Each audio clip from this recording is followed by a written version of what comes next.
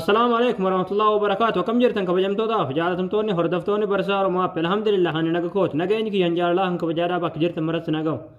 دعوتون كي نموني بالبلي كيسن دفه بطاريات سنجلا فيتو اكسما نموني بالبلي كيسن يرو فايدم تن سنجلا او ويوكين اسن حركتي او و اسن ركسو اپي بطاريا بالبلا كيسن اسن بركتي صوفيا اكسما اپي بالبلا كيسن يرو سن حركا او ويوكين سنجلا او و اسنيف قبنيسو دندول سنبرسيس اگا دعوتون كي يا فايدا نا اپي كنارا كن قفارا متي چودا بالبلي كيسن لي فيروسي گرگرا رو قباته چودا فيروسي گرگرا دا بالبلا كيسن كيسا اسنيف كل كل حساب پين كوني هيا دعوتون كي يا اپي صاحب فچودا فسگو گلكرومي كيسن نفتني achibooda bakka sarchi kanarratti michuu joobis ittanii barreessitanii michuu joobis achibooda sarchi goosiftu achibooda asirratti michuu joobis.com fayyoo irratti yeroo tokkoof kilik gootu achibooda haala kanaan asitti isin fida asirratti ikoonii sarchi kanarratti yeroo tokkoof kilikni gootanii achibooda bakka sarchi kanarratti battaariyaa ittanii barreessanii battaariyaa achibooda sarchi goosiftu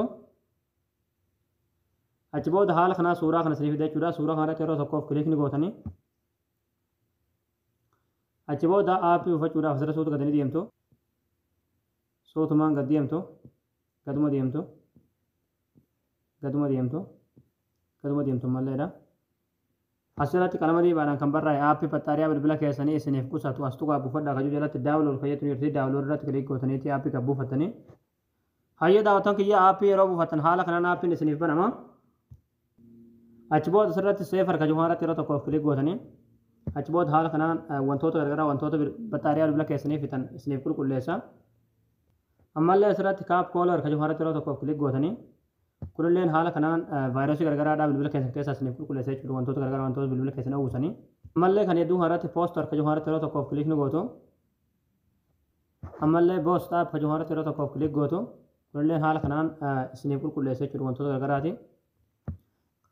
egaa daawwattoon kiyya aappiin kun battaariyaa bilbila keessanii isiniif qusatuudhaaf aappii ajaa'ibaati jechuudha akkasuma bilbila keessanillee isiniif qabbaneessa jechuudha itti fayyadamaadhaan isinin jaa barnoonni keenya har'aadha asirratti raawwataa barumsa bareedaa barumsa haaraa argachuudhaaf tuutuu keenyaaf haaraa taatan fooloo gootanii hordofuun dagatinadha